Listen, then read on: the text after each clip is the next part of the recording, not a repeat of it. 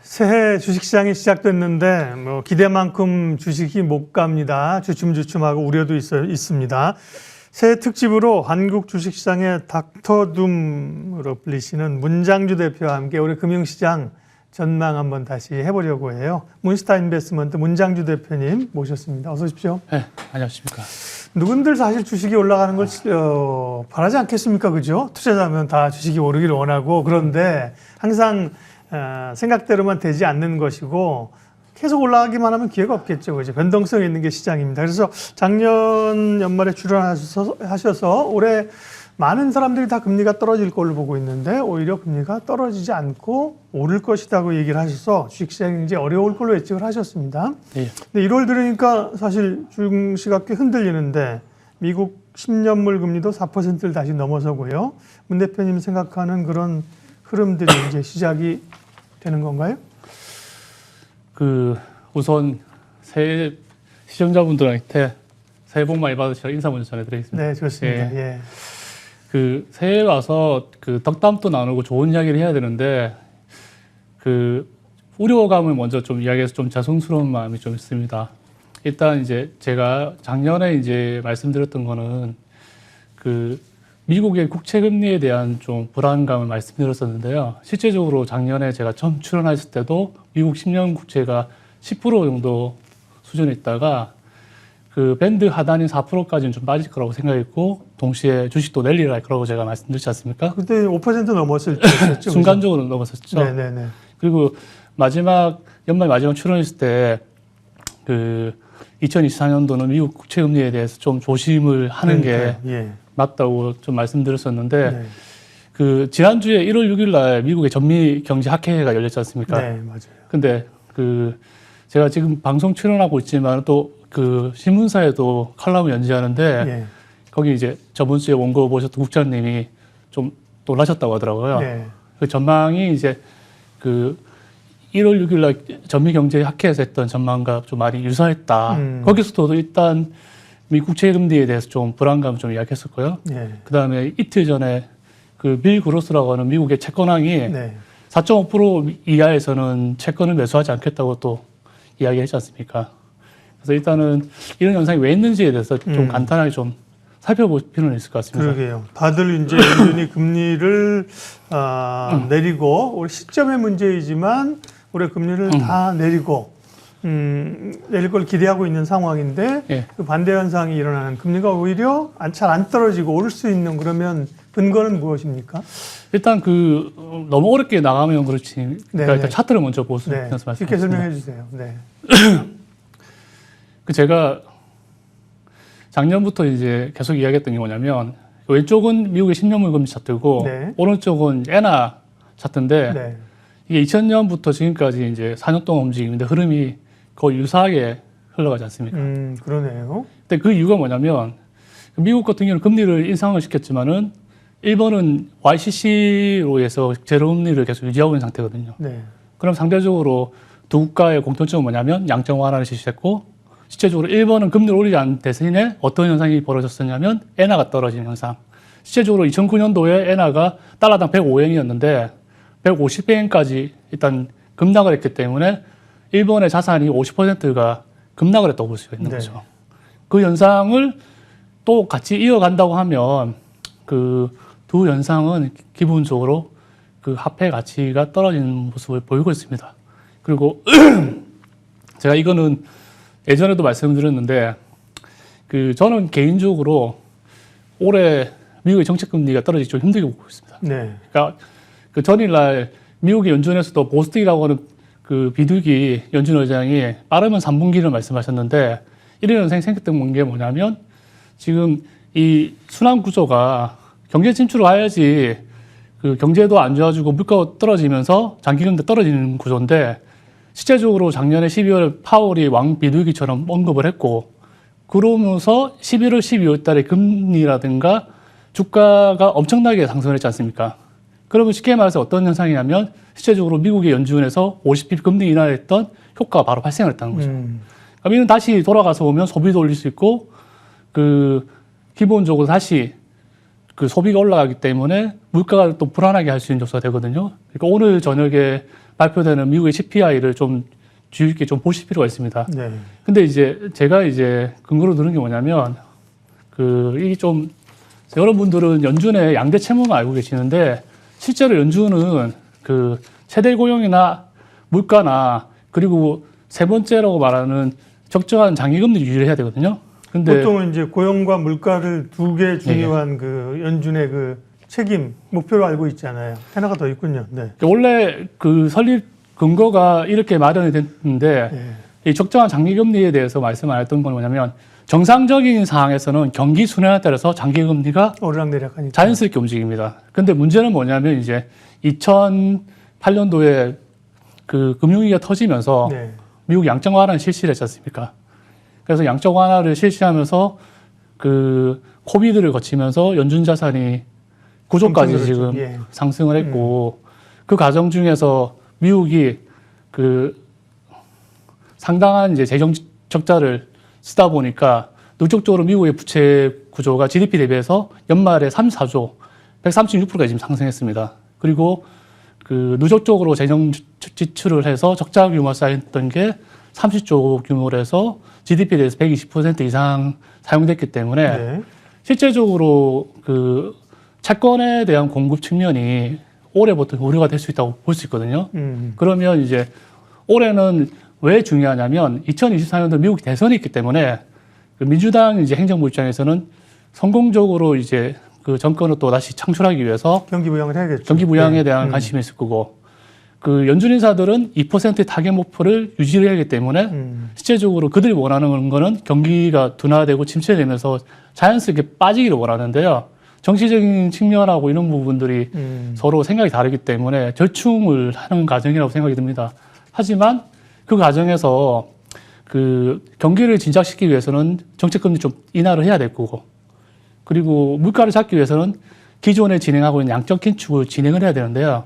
이 양적 긴축이라는 건 여러분들이 어렵게 생각을 하실 수밖에 없어요. 왜냐하면 쉽지 않은데 양적 긴축을 하게 되면 결과적으로 어떤 현상이 벌어지냐면 연준 자산도 줄어들지만 기본적으로 그 지급준비금이라는 게 빠집니다. 근데 이게 빠져야 되는데 2023년도에 3월 달에 보면 SVB 사태가 벌어지면서 지준이 약간 불안했거든요.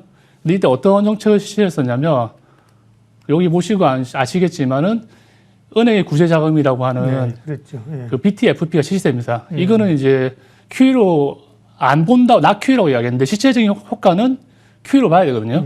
그럼 실제적으로 여기 나오는 그 지급준비율은 사실은 빠져야 되는데 빠지지 않는 현상이 생겼던 거는 여러분들은 좀 쉽지 않겠지만은 그래도 단기 자금 시장을 좀 갖고 있는 이 여갈피 시장에서 자금을 갖고 있었는데 이 부분이 빠르게 지금 소진되고 있는 상태입니다. 그래서 이 부분이 빨리 소진이 되면 그 지급 준비율이 양적 긴축에 따라서 급격하게 떨어질 수 있는 그런 국면이 맞이할 수 있거든요.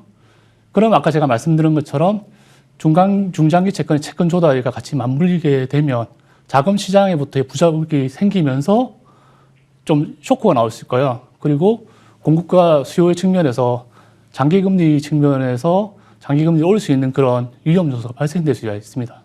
네. 결국은 금리가 이제 물가도 좀 안정이 돼서 금리를 좀 내릴 걸로 보는데 채권 발행이 그러니까 미국 정부가 돈이 필요해서 채권 발행을 많이 하다 보면 이제 채권 가격은 떨어지는 거잖아요. 그리고 금리를 올리게 되는 그런 로직인가요? 그렇지 않고 제가 볼 때는 그 물가가 생각보다 잘 안 떨어져요? 오늘 확인해 보셔야 될 것 같은데요. 왜냐하면 미국은 소득의 그 구성이 두 개로 되어 있어요. 고용이 있고, 인컴이 있고, 그 다음에 자본소득이 있지 않습니까? 근데 작년에 11월, 12월 달에 주식시장 상승과 채권시장의 상승이 엄청났지 않습니까? 그럼 실제적으로 401k 연금 소득자들은 자기 연금 자산이 소득이 올라갈 수밖에 없거든요. 그러면 증가된 소득 효과에 따라 소비는 다시 좋아지니까 생각보다 경기가 둔화되지 않는. 그래서 제가 작년에 12월 달에는 미국의 경기 침체에 대해서 좀 고민해 봐야 되는데 오히려 지금은 그 금융 이징이 발생돼 버려서 자산의 소득 효과가 생겨버렸기 때문에 오히려 실제적으로 경기가 둔화된 효과는 없어질 가능성이 크다는 거죠. 그러면요, 궁금한 게 네.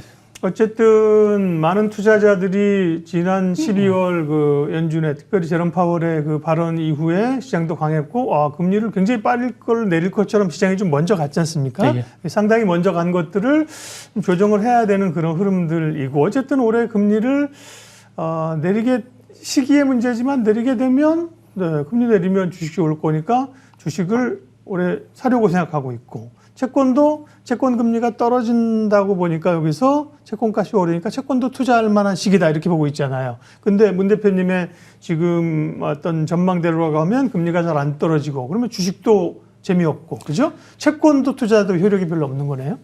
문제는 이제 우리 마법적으로 이야기한 선반영이 작년 연말에 상당히 많이 되지 않습니까? 이 차트를 보시면 미국 10년 금리 차트를 보시면 작년에 그 10월 말 기준으로 지금 11월, 12월 말까지 떨어진 폭이 상당히 크게 떨어지지 않습니까? 그러니까 이제 동시에 주식 차트도 올리면 주식도 2달 동안 거의 뭐 15% 이상, 나스닥 같은 건 더 올랐죠. S&P 같은 경우에도 4분기 올랐던 게 연간 수익의 상승의 대부분인데, 여기 이제 보시면 2002년도에 처음으로 미국 그 10년물 금리가 4%로 올랐었을 때 2022년도는 잘 아시겠지만 전부 다 시장이 폭락하고 있었고, 2023년에 경기 침체 위험이 발생될 거라고 생각해 두려움을 갖고 있는 상태였지 않습니까? 그럼 우리가 단순하게 봤을 때 기업 이익이라든가 경기 상황의 측면에서 추가적으로 상승하지 않는다고 했을 때 이미 4% 수준보다도 미국의 주식시장은 이미 25% 30% 이상 상승되어 있는 상태라는 거죠. 그렇다면 변화된 거 없이 다시 금리가 불안하고 올라가는 상황, 지금 현재 시점만 해도 4%인데 여기서 이 수준만 하더라도 미국의 주식시장은 좀 고평가가 됐다고 볼 수가 있는 거거든요. 그럼 여기서 만약에 금리가 올라갈 수 있는 부분이 생기면 제가 봤을 때는 시장 생각과 다르게 왔을 때는 샥이 올 수 있지 않습니까? 네, 그렇죠. 충격이 올 수 있죠. 네. 그런 거를 좀 저는 감안하고 있다는 거죠. 그러면 어떻게 해야 돼요? 사실은 많은 개인 투자자들은 기관들이나 우리 문 대표님처럼 옛날에 운용을 하셨거나 자금 운용하시는 분들은 사실은 그런 상황에서 매수도 하고 매도도 하고 소위 롱숏을 같이 합니다. 그죠? 그러나 이제 많은 개인 투자자들은 사실은 주식을 사시기만 하고 사실은 숏을 할 수 있는 그런 걸 배우거나 기회가 별로 없잖아요. 예. 그러면 어쨌든 충격이 올 거에 대비해서 적어도 지금 주식을 막 늘리거나 너무 낙관적으로 보면 안 된다. 정리 좀 해주십시오. 제가 말씀드리는 거를 이 짧은 시간에 말씀을 드리다 보니까 이 논리적으로 약간 비약도 있고 설명이 안 되는데요. 그냥 이제 이 차트 하나만 말씀을 드리겠습니다. 그냥 시장의 움직임에서 여러분들은 뭘 보시면 되냐면 공급하고 수요를 보시면 됩니다. 그렇죠. 주식을 사는 사람이 많으면 주식이 올라가는 거고, 그렇죠. 주식 팔아야 되는 사람이 많으면 빠지는 거거든요. 채권도 마찬가지지 않습니까? 근데 이제 작년에는 어떤 일이 있었냐면 미국이 양적 완화를 많이 하다 보니까 단기 자금 시장이 풍부했는데 실제적으로 여갈피에서 그 단기 유동성을 다 감안하고 있었거든요. 쉽게 말해서 여갈피 규모가 올라간다는 건 시중의 유동성을 빨아들이는 거고, 여갈피 규모가 빠진다는 시중의 유동성을 빨아들이는 거거든요.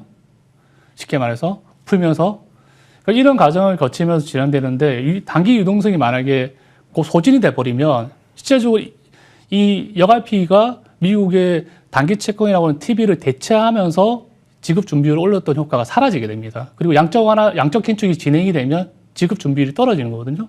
그래서 제가 연말에 여러분들한테 제 영업 노하우 중에 하나 오픈했는데, 지급 준비금이 만약에 하락하는 모습이 보이면 채권 가격도 그렇고 주식 가격은 빠집니다. 그거는 이유가 뭐냐면 미국이 양적 완화 이후에 우리가 지금 대부분 움직이는 자산 시장의 움직임은 실물 경제 움직임보다는 자금 시장의 움직임에 많이 움직이지 않습니까?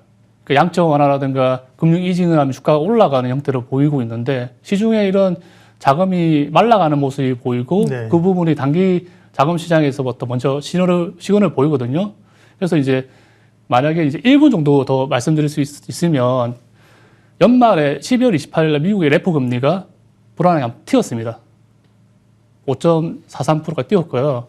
그리고 저는 1월 6일 날 오리 로건 그 댈러스 총재가 이야기했던 양적 긴축에 대한 감축과 중단에 논의를 해볼 필요 있다고 이야기했던 걸 저는 다르게 해석하거든요. 그거는 실제적으로 2022년도에 미 연준이 양적 긴축에 대한 시나리오를 2023년 4월 달에 뉴욕연에서 발표를 한 자료를 보면 실제적으로 GDP 대비해서 10%인 그러니까 미국의 GDP가 25조니까 10%면 2.5조지 않습니까? 그럼 2.5조라고 하면 실제적으로 미국의 그 지급준비금 현재 지금 3.5조 수준인데 1조로 더 줄여야 되는 상황이 발생이 되거든요. 그러면 1조를 줄인다는 거는 기본적으로 앞으로 1년 동안 더 양적 긴축을 무난하게 진행을 해야지 부작용이 없는 상황인데 작년에 2023년도에 보시면 그 3조가 깨졌을 때 SBB 사태가 벌어졌지 않습니까? 그럼 SBB 사태가 벌어졌다는 걸 말하는 뭐냐면 은행에서 그 뱅크런이 일어났다는 말씀이지 않습니까? 그 말은 뭐냐면 은행의 지급 준비율이 없다는 말이거든요. 그럼 지금 걔네들이 계산해서 진행되는 대로 만약에 안 될 위험이 사실 상당히 높다는 거예요, 사실은요. 그래서 그 낙관적으로 보고 접근하시면 저는 일단 안 된다고 생각하고 있고 적어도 상반기에 진행되는 모든 것들을 다 봐야 됩니다. 그리고 4월 달에 춘투 이후에 일본 BOJ가 정말 금리를 올리면서 우리가 이야기한 엔화가 정말 저평가되어 있는지 그 부분도 분명히 확인해야 됩니다. 그래서 상반기는 저는 조심하셔야 된다는 말씀을 드리고 싶습니다. 알겠습니다. 그래도 이제 좀 처음에 오셨을 때 그 얘기보다는 우리가 좀 많이 알아들을 수 있어서 이제 어떻게 보면 하루하루의 주가가 아니라 큰 물줄기죠. 자금시장, 채권시장과 관련된 큰 물줄기를 얘기해 주시면서 우리들에게 좀 어떻게 대비해야 될지 말씀해 주셨고요. 네, 또 중요한 이제 변곡점이 있을 때마다 좀 모셔서 다시 한번 점검하는 시간 갖겠습니다.